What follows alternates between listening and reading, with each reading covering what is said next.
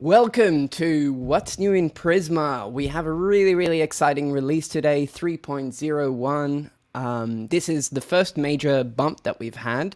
And the reason for this is that we have a lot of new features. Some of them contain some breaking changes, but worry not, we have a lot of upgrade guides.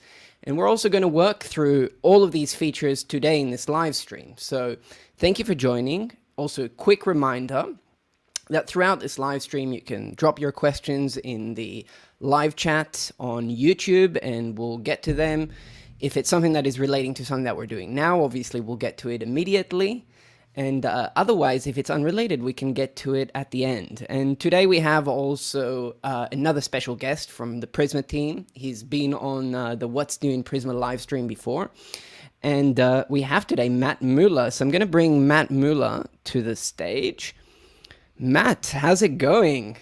Hey, Daniel, doing well. How are you doing?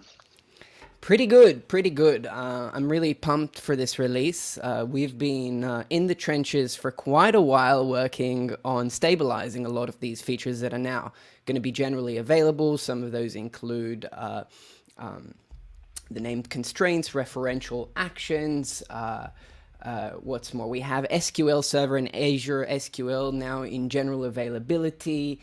We have a new seeding API that is a lot simpler to use. Node API is generally available. Order by aggregate, in group by queries, order by relation in queries, and select relation count. All of these things are in generally available, and some of you have tested them while they were in preview. So of course, your feedback has been immensely helpful in shaping this. How has it been from your perspective, sort of getting to this point, Matt?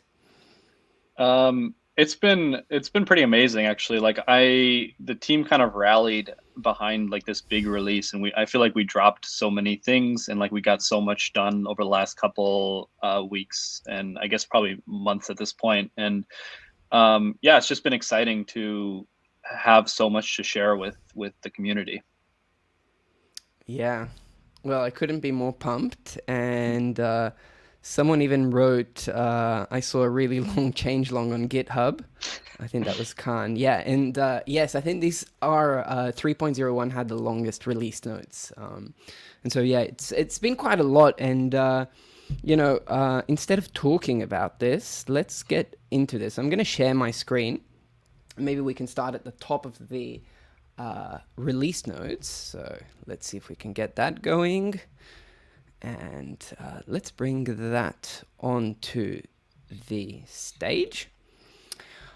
All right, I'll make this a little bit bigger so that all of you can see it. And yeah, so as we've previously mentioned, we've adopted semantic versioning strictly, and this is why this is a major bump. If you're using tools like Dependabot or Renovate, these are two automated tools for managing dependencies. So the way that they work is that they create pull requests automatically for you in your repository on GitHub. I believe it also works with GitLab. They create pull requests with upgrades to your packages based on what you have in package JSON, and you can configure them also to automatically. I mean, if you have your tests running in a pull request, you can configure it to automatically merge it if it's just a patch upgrade, and so on and so forth. So if you're not using these tools and you have a lot of repositories that you have to manage dependencies in, I highly recommend checking those out. It's called Renovate bot, and Dependabot is built into GitHub, I believe. And this is the original blog post that we had mentioning the details of semantic versioning. So check that out if you're not familiar, but I think many of you by now are quite familiar with this, especially if you're working with Node.js, where you have a lot of these dependencies in your package JSON. So let's get into this release. So as I mentioned, here's a summary of all the different features. And we're going to go one by one and just unpack that.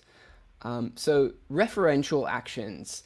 And referential actions is now generally available. This is a feature that came up a lot in discussions about cascading deletes. So previously, if you were using Prisma, the way that Prisma would work when you had, say, the classic example of a blog where you have a user model and a post model, and you have a one-to-many relation between them. So each user can have many posts.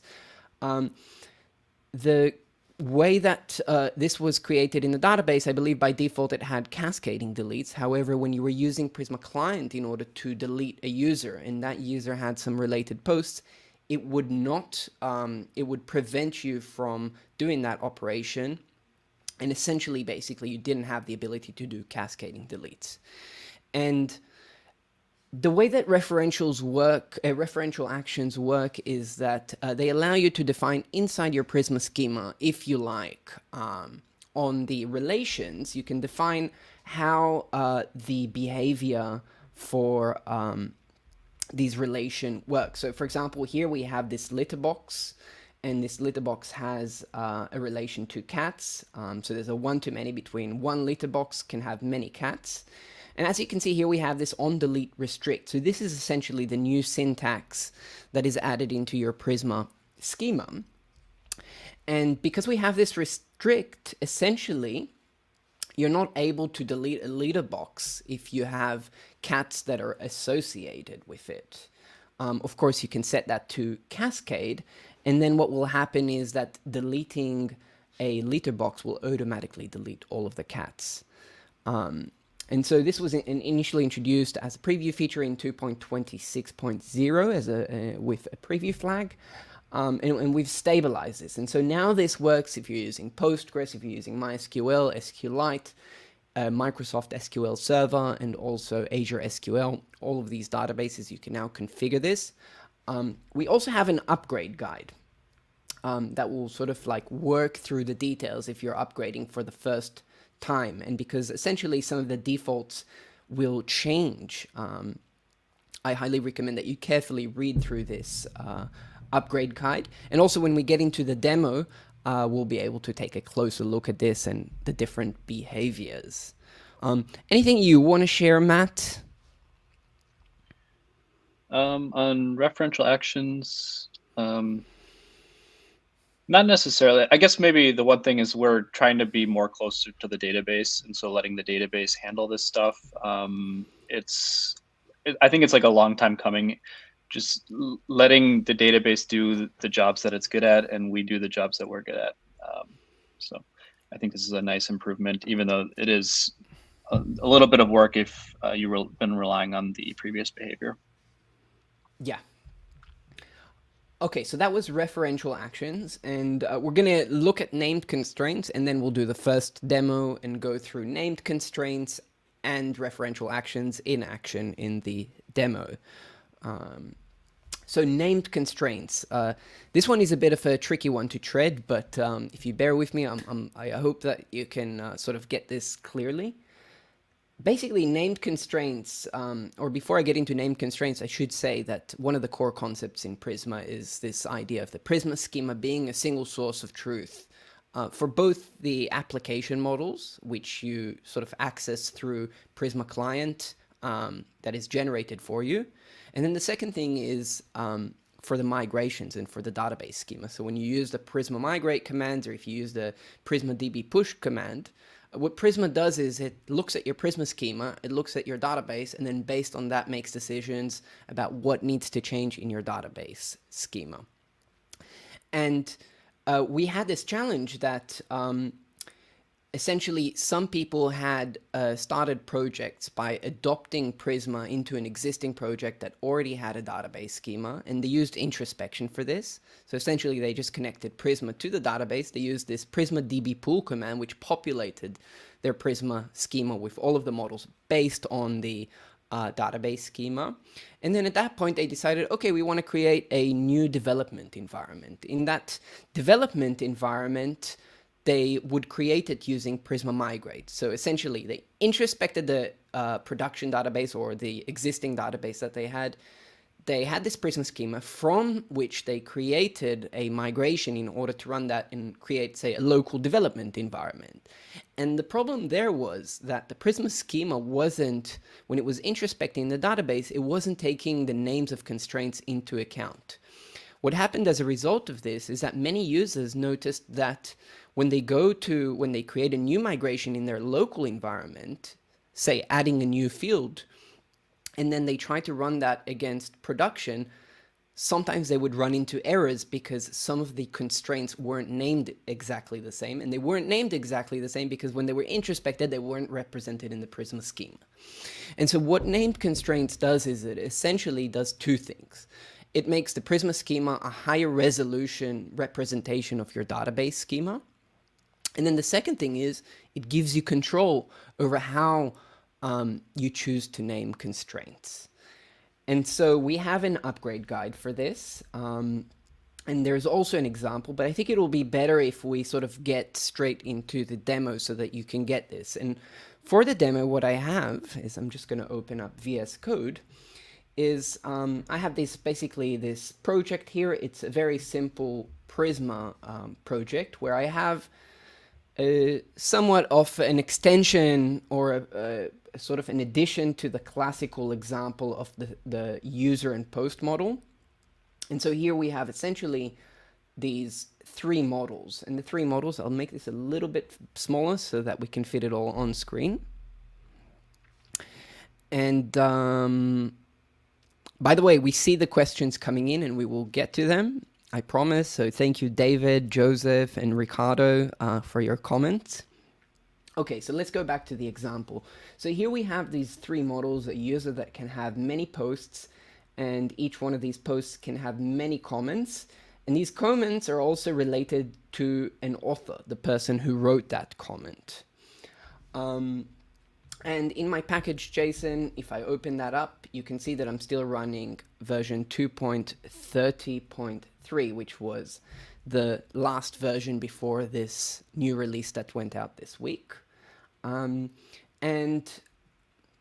I created the database schema using Prisma Migrate. So if I open up the migrations, you can see here there's this init migration where all of these tables are created for us. Okay, so that's all great. And now we're going to work through this upgrade process, and we're going to do that by changing the version and upgrading Prisma here to version 3.0.1. Oh, 0.1. I'll save that. Let me just look at the README to make sure that I'm following this demo. Yeah, so I showed you the Prisma schema and the created migration. Now we're going to do the upgrade. And then we're going to open up the Prisma schema.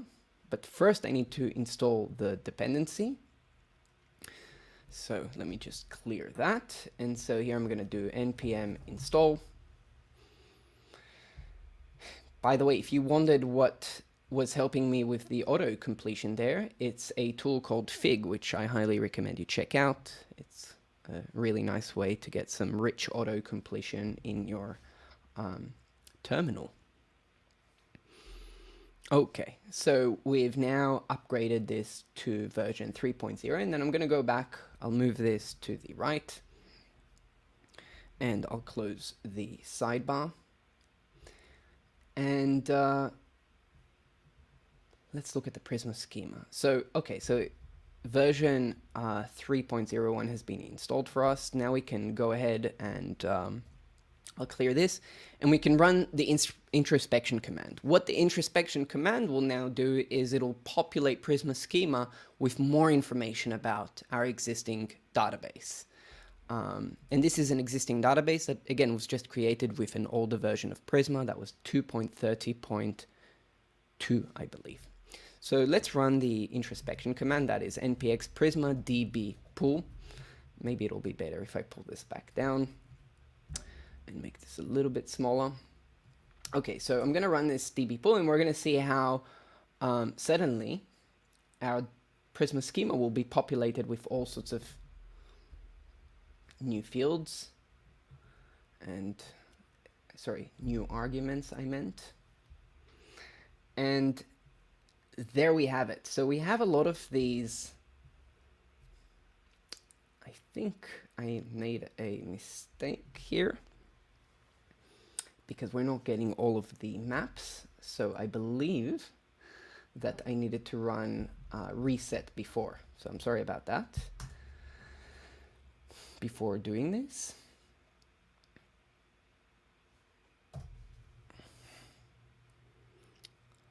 Welcome, Spiros. Nice having you here. Okay.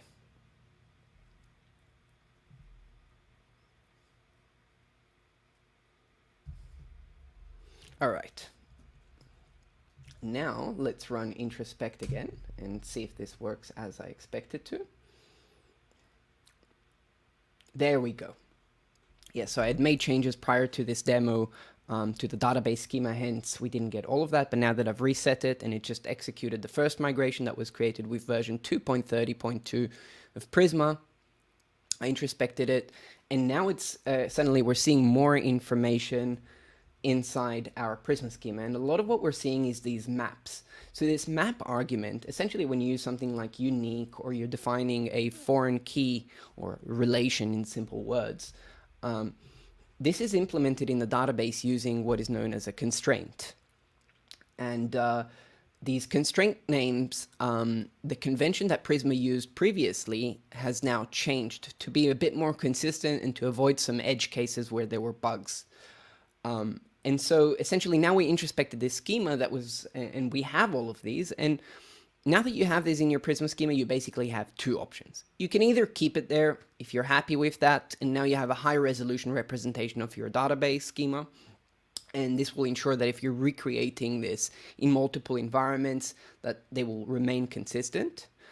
The second option, if you don't like having all of this noise in your Prisma schema, if it's not a problem for you to sort of like do these kinds of changes, then you can actually just go ahead and remove all of these. And what will happen when we remove a lot of these maps, Prisma will just default to the new naming convention, to the default new naming convention, and it will create a migration that will just rename the existing constraints to the new default. And then that way you can keep your Prisma schema clean without all of these maps. So I'm going to remove this.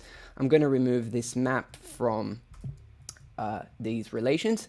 And a quick note is that when you're using this map argument, the sort of the way to remember is that map always impacts your database, essentially, when you're defining these constraints. And so the map is basically the underlying database constraint name.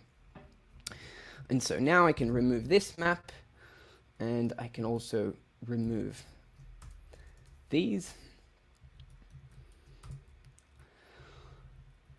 And now, if I'm going to run migrate, what we expect to see is we're gonna get a migration that just alters, deletes the old constraints and recreates them with the new naming convention. So for this, I'm going to use the migrate dev command, which essentially looks at the Prisma schema and then looks at the database schema and sees, oh, what has changed? And then based on that, creates this migration. And so I'm going to name this migration renamed constraints. And this has failed. And what it says is that the author ID does not exist on table comment. I think we may have not prayed to the demo gods prior to this. Okay, please check the query number 7 in the migration file. Let's look at that.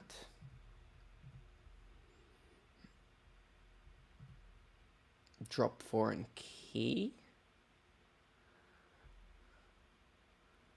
Okay, I think this might be something specific to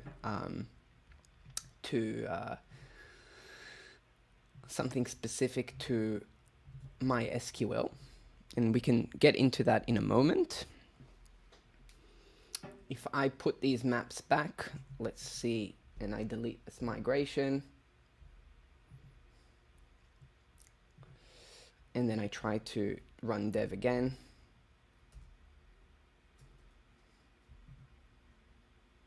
Let's see if that works. The author ID, yes. Okay.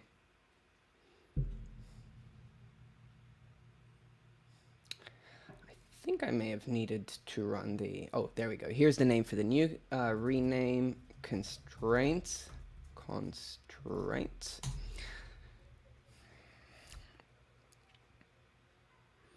And there we go. Okay, there we have it. So I can talk a little bit about what happened wrong there. Basically, MySQL has this interesting feature where you define a foreign key. In MySQL, essentially, when you define a foreign key, you're defining a constraint. And what MySQL does, unlike Postgres, is that it goes ahead and also defines a constraint. Sorry, did I say that correctly? So MySQL will, for a constraint, for a foreign key constraint, it will also define an index. And this is why when we introspected, we got these at index for these fields. And so you actually need to keep them now. This may change in an upcoming version. We're actually closely looking at this, but this is not a bug or anything. This is just a specific detail to MySQL, and we're going to look at that. Okay, so what did we do? We removed a lot of the maps. These at index are something that is specific to MySQL. For now, it has to sort of stay there. But stay tuned. We may actually polish this so you don't need to explicitly have this in your Prisma schema, because MySQL automatically creates that for you. And you're pretty much done. At this point, what you would do is you would run this against all of your environments. That's essentially what you would do. But again, you have this option of, if you don't want to go through this trouble, you can just introspect it and you'll get all of these explicit constraint names in your Prisma schema, and you can sort of, if you can live with that, that's also okay. And so that was the named constraints. And of course, the upgrade guide that we have also goes through all of the details. At this point, Matt, I want to pause here and see if you have any comments about sort of the process of what I did.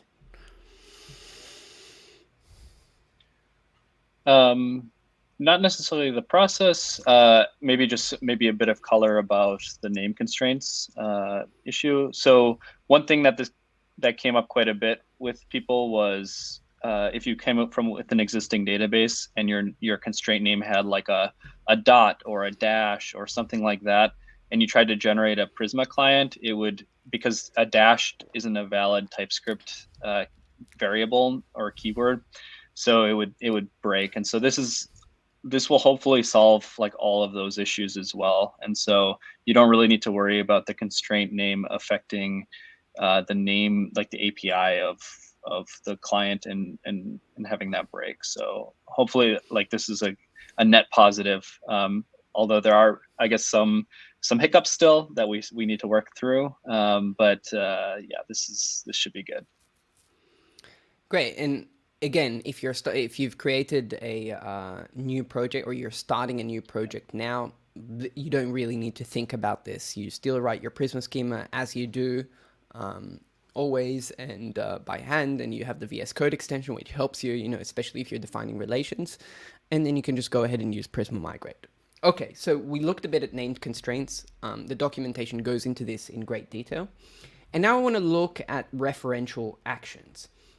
And so for this, I'm going to open up, again, the Prisma schema.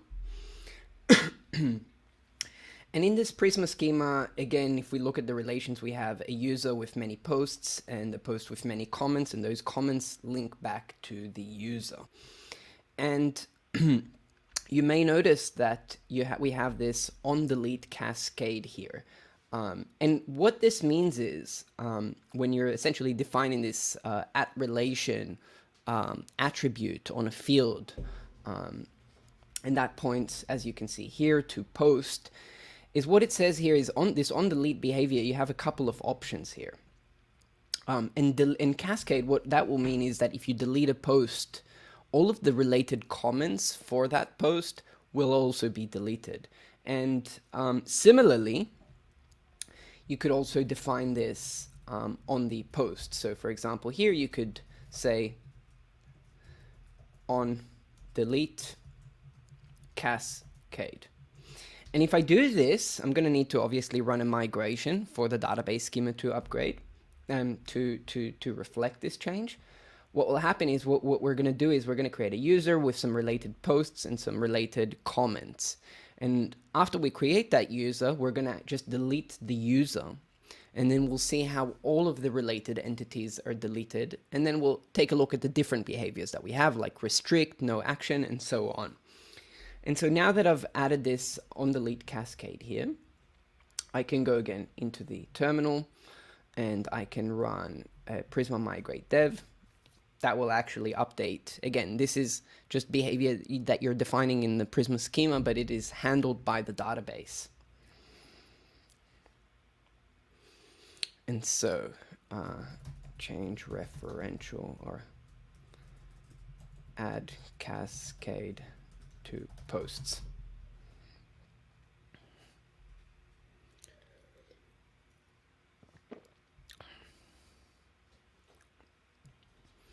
And great, we can even take a quick look at what that migration looks like.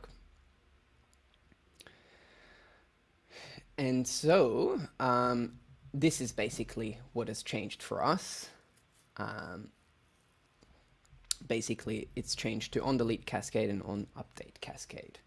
And the on update behavior is essentially if you want to have that cascading down. So if you change the user's ID, and that is the foreign key inside the post model, then the post record that is related to the user that has had his ID changed will also change his foreign key to point to the new user ID. Okay, so I ran that migration, and let's look at the seed script. And here, essentially, this is a really long create query to create a user, and that user has a single post associated with it, and that post has 2 comments by the author of the post that are linked to it, and that's all it does. And in order to make sure that I'm running on a clean database and that I'm not sort of like gonna mess this demo, I am gonna just do a migrate reset, and what that will do is it'll essentially delete the database, recreate it, and then run the seed script. And it will recreate it, of course, using all of the migrations in the Prisma migrations folder. And yes, this is a local environment. One of the good things also to note while this is running is that we believe at Prisma that local development environments should be cheap and quick to create. And this is why we have a lot of this tooling, like the migrate reset command, which essentially just reruns, deletes the database, reruns migrations, and then runs the seed script, so you know that you have a good baseline, especially if you want to run integration tests or whatnot, or if you want to demo something and you don't want to mess it up. Okay, so I ran this and the seed script is there. I'm going to also quickly open up a studio, that is Prisma Studio. And we have Prisma Studio. That's great. I'll open it here on the side. And speaking of tooling, if you're a developer, since I mentioned Fig, I should also give a shout out to, why is that happening? To the creator of Rectangle. It's essentially a tool that allows you to sort of like use keyboard shortcuts to move screens around your Mac. You can sort of do a split screen, so I can move this to the left, to the right, and I can open VS Code and have it exactly side by side with Chrome. Sorry, my computer's a bit overloaded here, but there we go. There we have it. So we have this user that we created, Hannah at prisma.io, and she has 1 post. We can open that up, and we can see that here. And the author is indeed Hannah, and also we have 2 comments that I believe she left on her own blog post as we created it, and then the user ID, the author ID is indeed 1, which points to Hannah. Okay, so what do we expect that will happen if I delete this? Well, we expect, because we have a cascading delete, that we just have to delete the user, and all of the related entities will also be deleted. And I'm sure that there's some viewers who are really experienced with databases, and this is quite trivial, so bear with me. I just think it's always good to do these things slowly and explain them very carefully for some of the beginners who might not be familiar with this. So thank you for your patience. And then here, I'm going to fetch the user, and then I'm going to delete the user. I'm going to log it, and I'm going to delete the user. And then I'm just going to try to find, you know what, we can skip this step and just look at Prisma Studio. Great. And let's run this script. And for this, I'm just going to use npm run dev.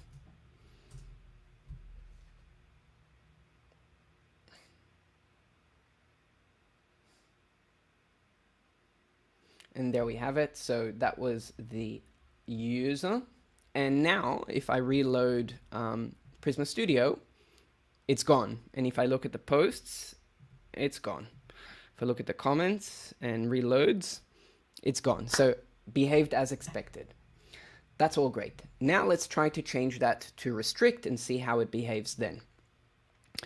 Let's make this again. This is a shortcut to make it full screen, as I mentioned with rectangle. And here again, I'm using control space in VS Code, so I get this reach auto completion. And what I can do is, because this is an optional relation, you can see that with this question mark, I can just set it to no action. So the posts will be kept, and the related comments will also remain, because the on delete cascade is only if you delete the post. So as long as the post stays there, the comments will stay there. But if we delete the post now, then also comments will be deleted for it. Okay, let's create the migration, the same process as we did before. And we'll do that with the Prisma migrate dev command.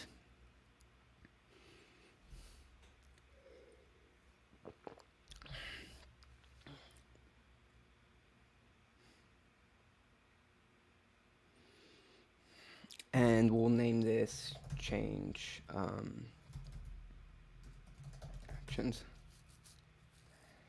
It's probably not the best name, but should work for our demo. And I'm just gonna, for safety's sake, also run the migrate reset command. We lost Matt, but hopefully he'll be back with us in a moment. Here we Sorry about that. No worries. I had 1% on my computer, so I needed to plug in. Yeah, good thing we're doing this in 2. Okay, so now it ran the seed script again, which again created that user with the post and the 2 comments. And if I go back to the script, let's take a look at that. And so here again, I fetch the user and then I just delete the user. And what we should expect to see is that the post will remain there and also the comments. Hopefully that goes well, because the comment, I believe, has a required relation to the user. So essentially here we have this author, which is user, and it's not optional. So it may actually fail. In fact, if it fails, it's probably the correct thing to happen. So I ran the migration, and let's just go ahead and run the script and see what happens, huh? So for that, just npm run dev.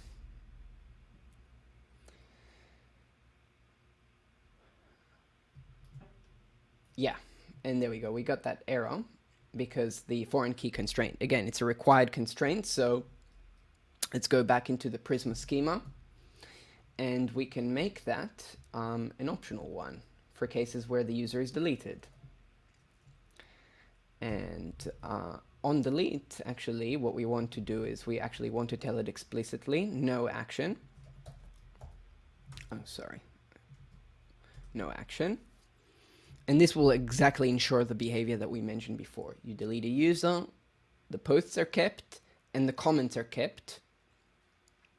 And it's just that the comment will lose its connection relation to the author, and also will the post. So again, we do the same spiel with run the migration again, because again, we changed the schema.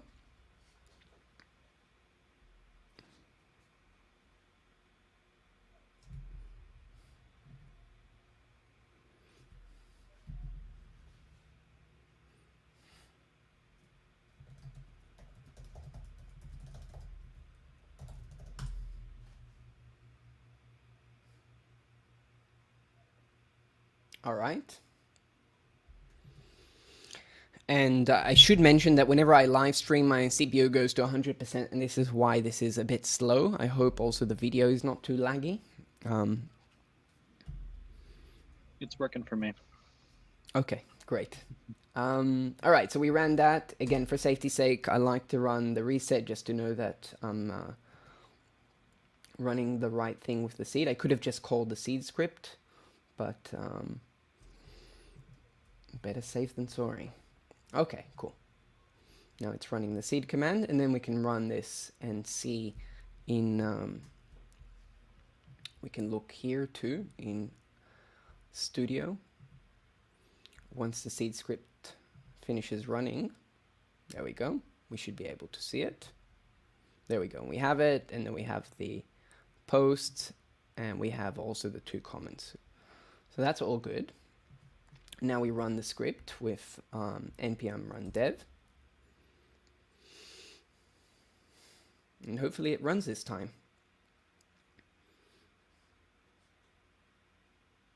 Okay, that failed too. Let's take a look at the details. Okay, foreign key constraint failed.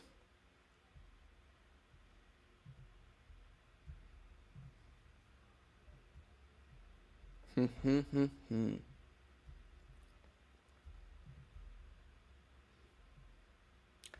have an idea.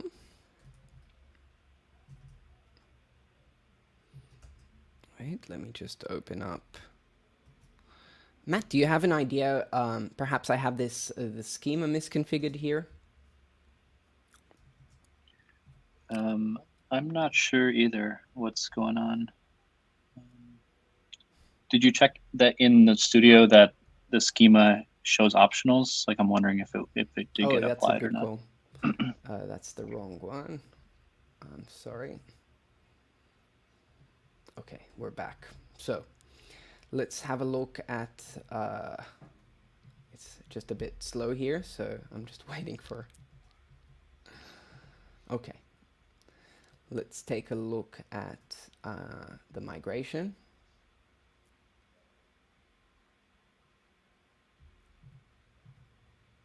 Oh wait, sorry, that's the wrong project.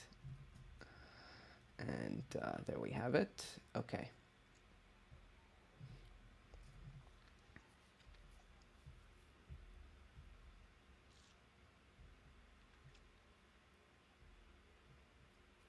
Drop foreign key.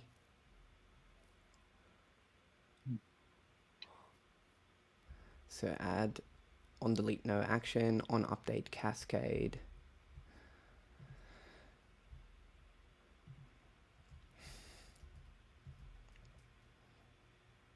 Don't think this, yeah, That go seems on. okay. Like, unless you need to be explicit in the SQL that like drop the not null part of it, because it just says change the type to integer. I'm not sure if that means when you change it to integer, it would mean that it's now nullable. That's the only thing I can think of that maybe. I have an idea that we could try out. Let's delete all of the migrations just to see if we can really get this. I think it's also a tricky one because we have this sort of circular relation here, and I think it might be related to that. Yeah. Maybe I'll take a question actually while you're kind of looking into this. Yeah. Feel free to go ahead with that. Sure. So Oscar asked, is there a way to handle not null constraints on new fields with Prisma Migrate? So, for example, if you add a email later on that's like a required field, how would you add that to your Prisma schema if you've already got existing users, basically? And I think the way to do that is you can make it a required field, but then you need to set a default. So you would need to set at default empty string or whatever you want that to be.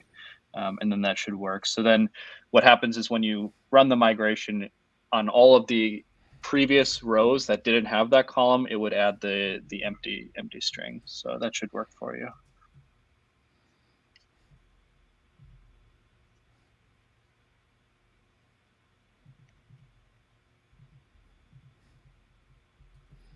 And let's make sure that the seed script runs.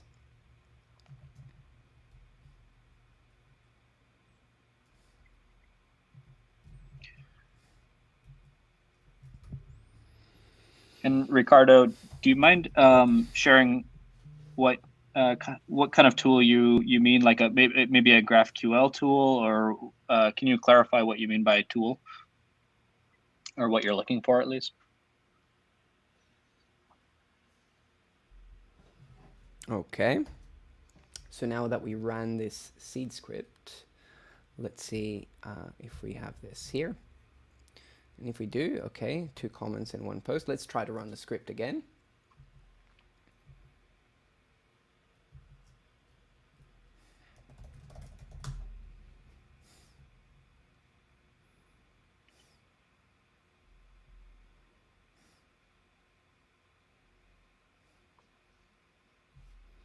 All right, that seemed to have also failed.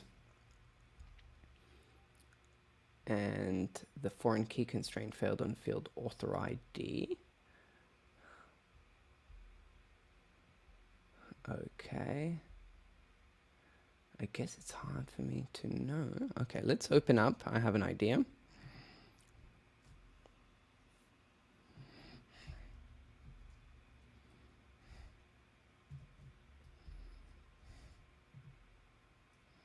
Because we don't have it set to restrict. So basically these are the docs. And essentially this no action. So in MySQL it behaves the same as restrict, right? And then on restrict, what it means, okay, it prevents the deletion. Okay, yeah, no, it's behaving as correctly. I think it was just, I think it was set null that I wanted, not no action. So this is, again, it's a very MySQL specific example, and for that what we're going to do is we're going to change this to set null. And actually we achieved what we wanted. So restrict, which is the same as no action in MySQL. Restrict will restrict as we saw it restricted. Set null should hopefully work for us and essentially keep those related records, but still delete the sort of original document that you're deleting. And so let's run, again, a migration to make sure that the database is now using the correct foreign key constraint and has the right cascading configuration to set null. And this is essentially also why we set these foreign keys to be optional with the question mark.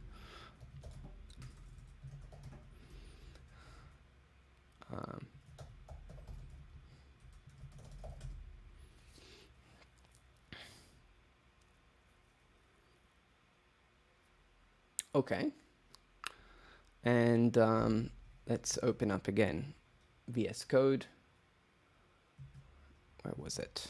VS, oh yeah, sorry, Studio. This I can move to the other screen. Okay. Let's take a look, make sure that we still have this user.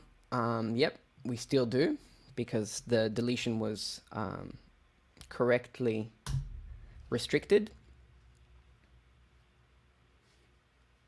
And maybe the demo gods are with us today after all. Who knows?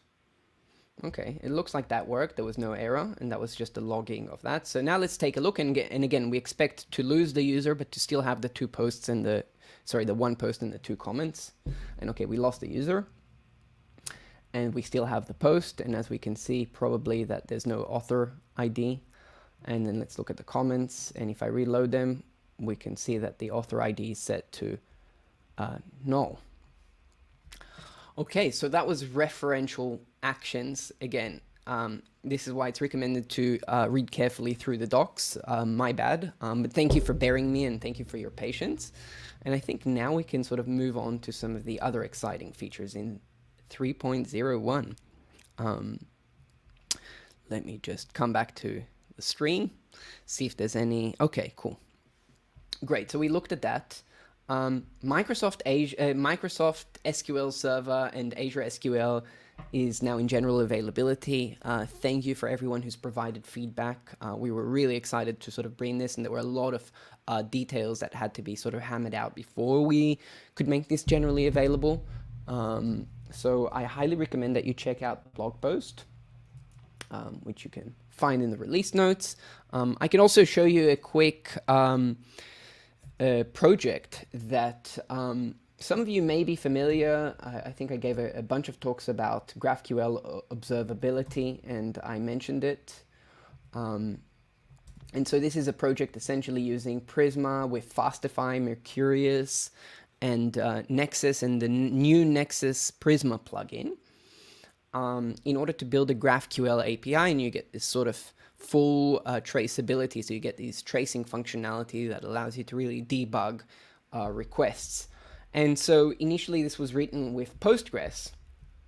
And this is what I meant with the observability and the tracing.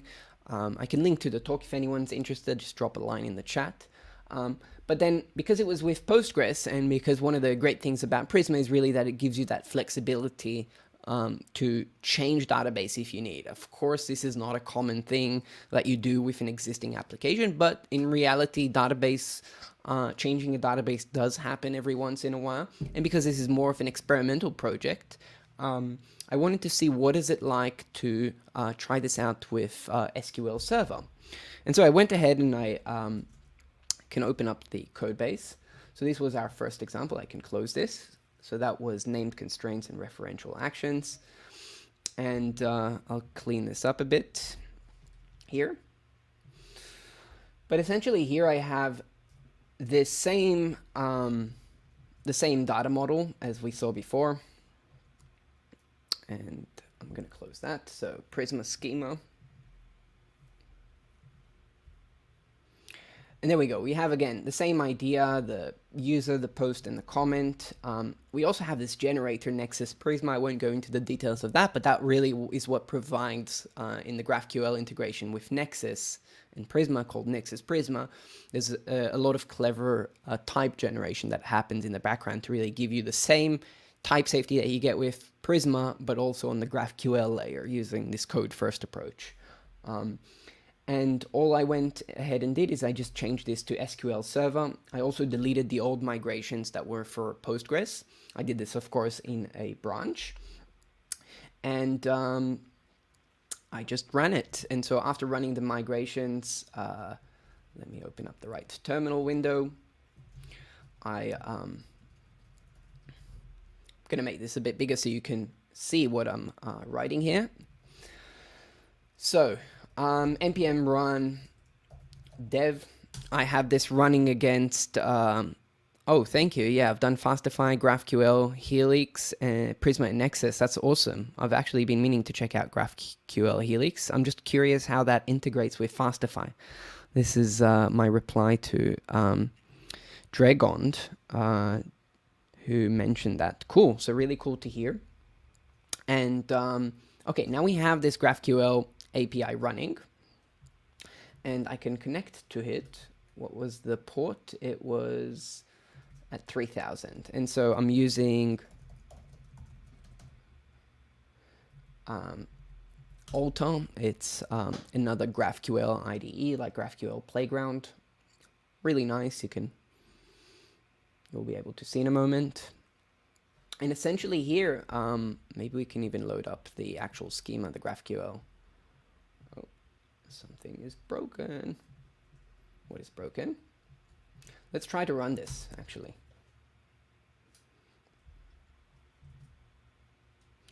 Oh, I think I know why, and that's because I didn't connect through 000, so there's a course issue. Okay, that should solve it. Great. Okay, it's really cool to hear, Ricardo, that you've used Helix and Envelope. Yeah, Envelope is really, really cool. Okay, so now we can, technically we can just open up the GraphQL schema here. You can also check out the code, but the main thing I wanted to show is just how easy it is to switch from Postgres to SQL Server. And so I'll close that for now. And I can do WNIP, and creating a user, and then I can actually create a draft of a post. think it was because I got the wrong thing. And, you know, I can go and toggle publish for this blog post. And so now it's published, and I can also like it. And you'll be able to see I can call this multiple times because there's no limit on how many times you can like. And you can also go ahead and write a comment. And there we go, we can do it. And then we can also look at the feed. And really this was just, okay, let's set this to true. And there we have it. And really nothing in the code base changed besides of that. If you look at the GraphQL schema, this is all using just Prisma, and using this, if you look here at some of the types, you'll be able to see how they're projected from the Prisma schema. So since I'm already here, I thought I should show this. And so here we have it. We have this user type, and then this is essentially coming from this Nexus Prisma plugin, which generates types that you can use inside Nexus based on your Prisma schema. And that was also this generator that we saw inside here, this Nexus Prisma generator. And so this is really nice because as you can see here, I'm defining the field, the type user.posts, and user.posts is essentially the relations. And so what you get is you get an automatically generated resolver that already solves the n+1 problem for you. And so that was just a nice thing to show. If you're using Azure SQL, try it out. I've heard from a lot of SQL Server and Azure SQL users. They've just tried out Prisma, introspected an existing database, and they were ready to go. There's also an interview with Luis, who shares his experience doing this with a 10-year-old project. Okay, so that was a bit of a mouthful, and now I think we'll get to the last part of the release, and that is all of these new query types that allow you to do some more kind of like more specific types of queries. And so I'll just drop the link to that. This is this Fastify project that I showed you with Nexus. So I dropped that. There's a branch there. I think it's called Azure SQL if you're interested in checking out that. Okay, cool. So I mentioned also that the Prisma DB seed command has been revamped. There's not really much that you need to do if you're upgrading. All you need to do now is you have a inside your package JSON, you have here this Prisma key, and inside you have this seed, and essentially you can provide any command you like as long as it can run sort of in your terminal. You should be able to use Go, you should be able to use Bash, whatever you fancy, you can use that here. And if we look at the seed script, the one thing that does change is that the seed script it's just calling a script, a Node.js script. So of course this is a TypeScript one, so I'm using TS Node, but you need to actually call the main function in it. So you actually need to make the calls to the database if you are upgrading from an older version. In the older version, I believe that you just had to export. You had to use a default export, and then Prisma would sort of import that and then run that for you. But now, because it's a bit more flexible and simple, you just call that. So, oh wow, we got an interesting story here from Dragon, who's really active today. So awesome that you're so active. He mentioned that he had a client who was using an older version of .NET application with SQL. I'm assuming probably SQL Server, and they needed to change their front end really fast due to many issues, and Prisma was a hero for that. So thank you for sharing that. I'd love to hear more about their experience. So if you feel like connecting them with me, you know my Twitter details. I'd love to hear more. Okay, cool. So we have this seed script. It just creates a bunch of users. We also have in the Prisma schema the city. And the reason that we have the city is because I want to run all sorts of interesting group by queries to showcase all of these new query methods that we have. So we looked at the seeding. And the first thing that I want to look at in terms of the new queries, we'll get maybe to Node API after that, is the order by, aggregate, in group by. So this is a really cool way to sort of, if you're doing a group by query and you want to order by essentially the count of what you're grouping by. So for example, you have many users and they live in different cities and you want to sort of get the count of how many people live in each city. You could have done that so far, but now with this new feature, what you can do is you can also sort the result set based on that count that you got from the group by query. And so what does that look like in practice? Order by aggregate. So I have this script here. And basically all it does is it does this group by, and it will group by the city. It will basically use the count to count the unique cities, and then order it by that in descending order. And let's run this.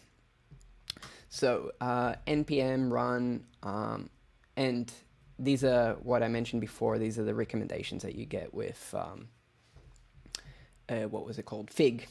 Yeah, order by aggregate. That's the name of the one that we want to run.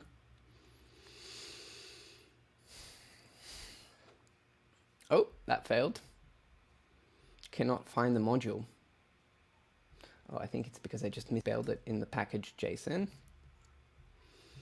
So the demo gods are intermittent today, I believe. But thank you for your patience. I see there's still quite a few of you viewing live.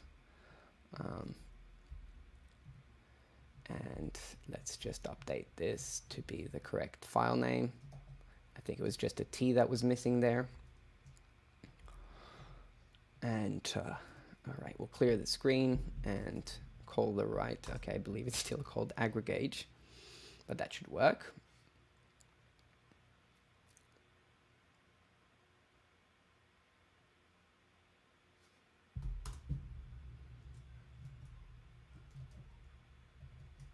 I'm just closing some stuff in the terminal to speed up the computer.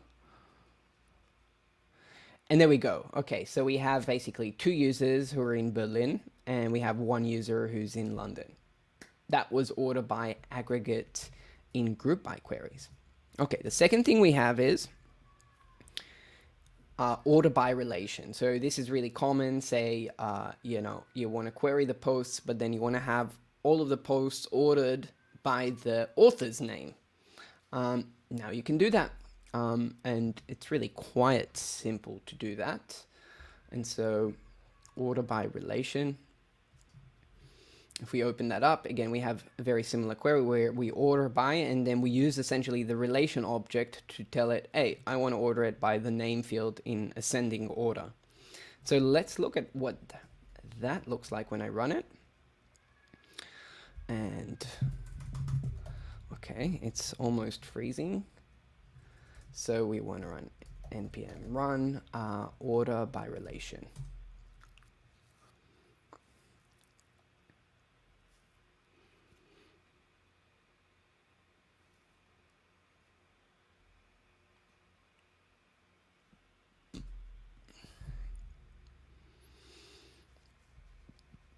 And are we going to get a result today? We are. Okay, cool. So we want to make sure, of course, that they're ordered. So we first have the name Alice and then Bob. If I change this to, in fact, you know, you can get this auto completion even for that. And let's run that again. We should see them in the opposite order essentially now.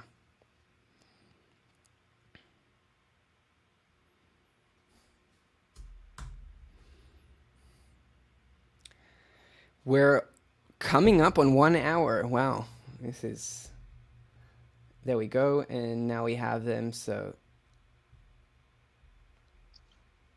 it's a big release. Yeah, Connie, Bob, and then Alice. And then if we change that again to, did we have that many before? I don't know. I didn't. Order by relation.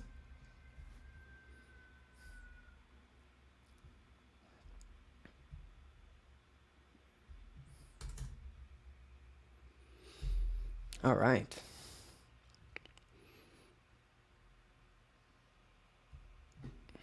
Let's see. Oh, yeah. No, that's correct. Cool. So we had really these 5 and Alice, Bob, and then Connie. Okay, so that was order by relation. And then finally we have this select by relation count. And let's open up quickly the release notes to look at that. So select by relation count allows you to count the number of related records by essentially passing the underscore count. You can use that inside select or inside include, depending on what kind of query you're doing. And so, for example, here we have this that will count the number of posts per user. And this is a very common one, assuming that you're building a blog and you have a feed and you want to get the number of posts that each user in this blog has, or if you want to get the number of comments for each blog when you're listing, for each article in a blog, because you want to sort of show how much engagement you've had with that blog post. This is sort of a very common use case for that. And let's look at the actual query and we'll also run that. So here, let me close that again. Yes, I think I can close this and then open up again the terminal, but move it to the right-hand side. Okay. Okay. So, yeah, again, I'm finding many users and then getting the count for the related posts. That seems all trivial. We want to get the relation count.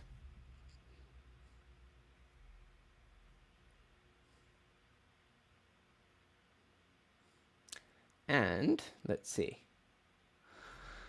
if my computer still lives after this. I'll be thanking Tim Cook personally.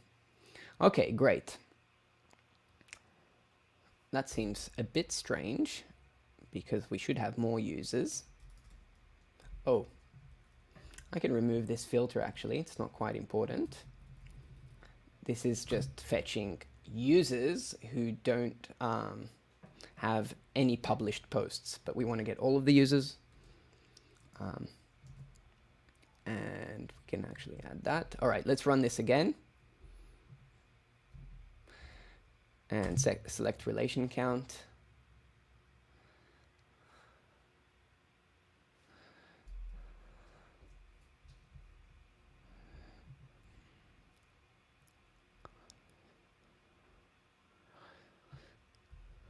So I'm really curious to hear back while this is running. I'm curious to hear, Ricardo, what your experience was like with Helix and Envelope. And here we have it. Okay, so we got now the count of posts for each user. But let's say I wanted to sort of also order that by the count in descending order. Say I wanted to get all of the most popular users or the most active users in terms of the amount of articles they've written. And so I can combine that. And this is, again, using this order by relation, which we looked at just a moment ago.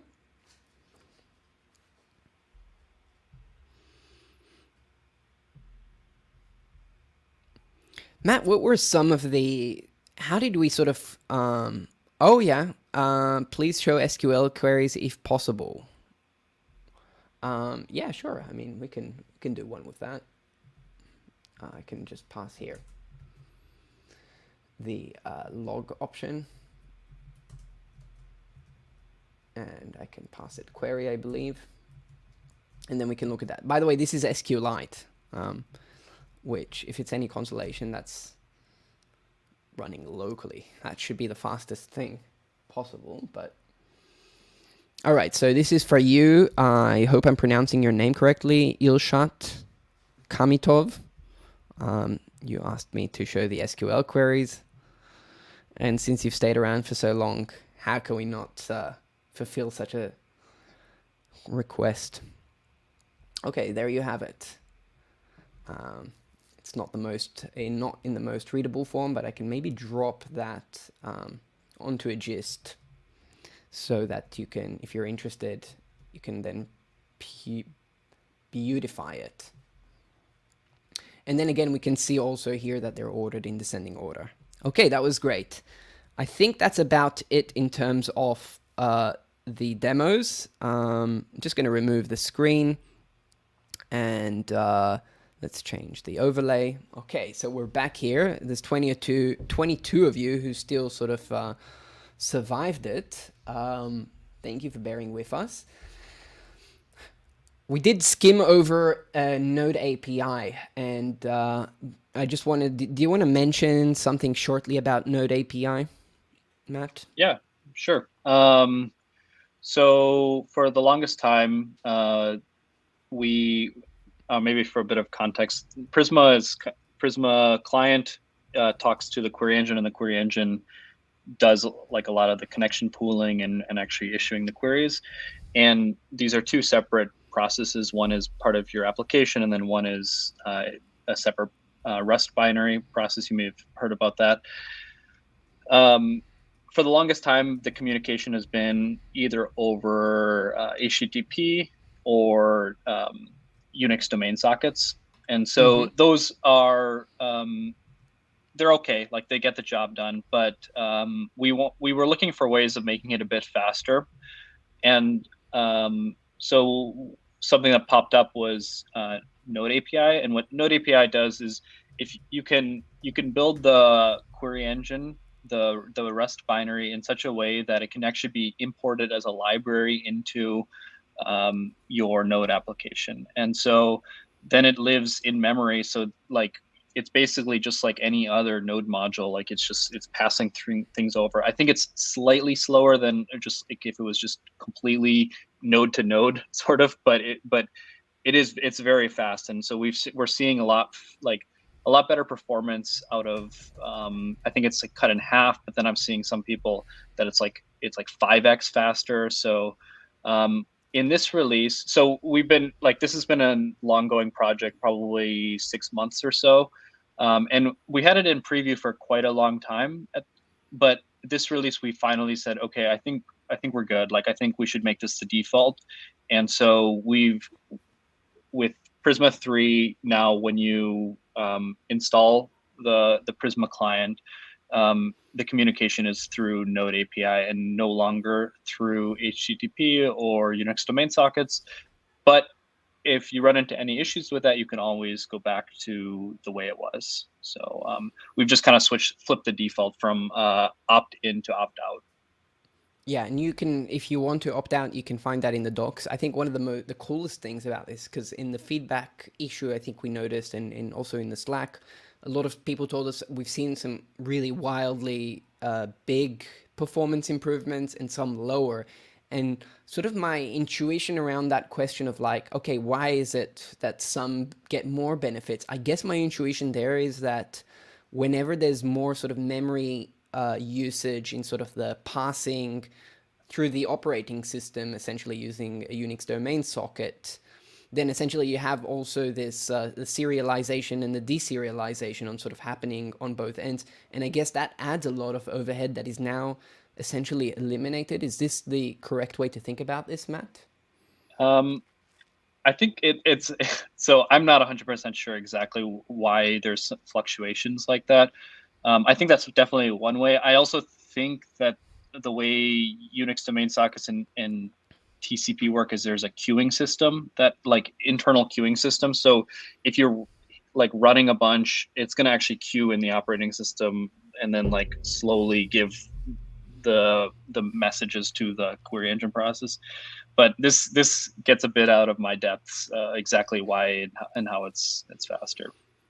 Yeah, I mean, either way, this is essentially using Node API is now becoming more and more popular. I believe that SWR is using it. I believe Next.js is using it. What's the name of the new bundler? SWC, maybe? The Rust one? Yes. I believe that's using it. And all of these tools are really, trying to optimize for, these are really modern tools that are using Rust really for the same reason that Prisma is really, we want to do all of the heavy lifting in a highly optimized environment, and Rust is really ideal for that. And so we had a great question from Dragond Ral, who asked, does it reduce the package size to use an API, especially when dealing with lambdas? And I believe last time I checked, I think it was like not a major decrease, but it was like, I think 2 MB smaller, or I don't know what the percentage was, but I think it's around the 5 to 10% decrease. So it's not huge, but it is quite a saving. Is that also correct with what you're familiar with, Matt? Yeah, yeah. And so one thing to do about this, like this is kind of a constant tug and pull. Like as we add more features, the binary is going to get bigger. There are things we can do to make it smaller, but if you're running up against that, it's like 50 megabytes to somewhere between 50 megabytes and 85 megabytes. If you're running into that, you can always deploy your code to a S3 bucket and then link that to Lambda, and then you don't have that limitation. So there is workarounds if you're constantly running into it. It's a little bit more But actually, infrastructure coordination. Sorry, go ahead. I think it's no, sorry to cut you off, but actually now that I'm thinking about it, sort of you got my thoughts going. Yeah. Really, if you're running Prisma on Lambda, you probably already have issues that are not necessarily related to Prisma per se, or any, or I mean, you would have these problems with any ORM or any sort of tool, and that is the connection management with your database. And really, I think one of the great things that we have coming up is the Prisma Data Proxy that is part of our grand vision of the Prisma Data Platform. And so in the very near future, what you will be able to do is you will be able to use Prisma in environments like Lambda without actually having the binary running on Lambda. And so what happens is essentially we run the Prisma engine binary for you in an isolated environment in the cloud. And that maintains a connection pool to the database, essentially replacing PG Bouncer. But the added benefit that you get in such a situation is that you also don't have to run the engine when you deploy it to Lambda. And so you get a much smaller package and you get connection pooling out of the box. And this is going to be free. Free for, of course, within some reasonable limits. But if you want to sign up for that, I will try to find the link quickly to sign up for that. I believe I also tweeted about it a couple of days ago. So really, I'm super excited about this, not just a developer advocate at Prisma. I'm excited about this because I really think this is something that can push the ecosystem, and there's going to be some really interesting ways to deploy essentially applications, Node.js applications to the cloud, in giving you all of the benefits of serverless that you're probably familiar with AWS Lambda, but with a lot of the problems that are currently associated with it eliminated. And so really this is the vision that we're working towards. And so I saw you wrote something in a reply. Okay, he's writing where we use layers with AWS Lambda, and it helps a lot with package sizes. Were there any other questions that we didn't get a chance to get to before we wrap up this live stream? I see Spiros jumped in to chime into some of the questions earlier. So, okay, we're about 1 hour and 15 minutes in. Thank you if you followed so far. If you find these live streams useful, please be sure to hit the subscribe button, or as many YouTubers like to say, smash that subscribe button. And wow, you were really, Dragon, you were really onto something. Could we use that with Cloudflare workers? All I can say is that we have a surprise coming for you. And so with that, I'd like to thank you for joining us today. Thank you to everyone who's tried out the preview features. And we have one more question. Do you think we can get to it? Oh, now everyone's waking up with the question. So Vivek, mine on enums, how to reuse enums between Prisma and GraphQL. I think that's a bit of a long one. Yeah, this is a trick. It depends, really. I mean, you can just redefine them, or I think if you're using, I can't remember, because Nexus Prisma is obviously in active development. It's in early preview now. Oh, you're using type GraphQL. Actually, I'm not a type GraphQL expert, so it's hard for me to say what's the base, but I'm pretty sure that you can project already enums from your Prisma schema using Nexus Prisma. If you're using Nexus, using type GraphQL, I would highly recommend that you reach out to Michel, the creator. I believe I got his name correctly. All right, let's work through this. So we had one from Moritz. I want to start learning Prisma along with Nest Framework. Does the third major release bring some breaking changes? Yes, it does. You can read all about them in the release notes. If you're starting a new project, you shouldn't really worry a lot. If you have an existing project that you've already started with Nest.js, we have upgrade guides for all of the breaking changes, and they're really like nicely detailed out. So I highly recommend you check that out. Nakala, thank you so much for the feedback. Glad that you enjoyed the demo. Thank you, Ricardo and Dilshat and everyone who really participated in the chat. Makes it fun for us too, to know that someone's on the other end of this, because we just look at the camera and blabber on. So with that, I won't continue. Matt, thank you so much for all the work that you put into making this release happen. And it's always fun having you on What's New in Prisma. So I hope to have you here again. Absolutely. Thanks a lot, Daniel. This was fun. All right. Goodbye, everyone.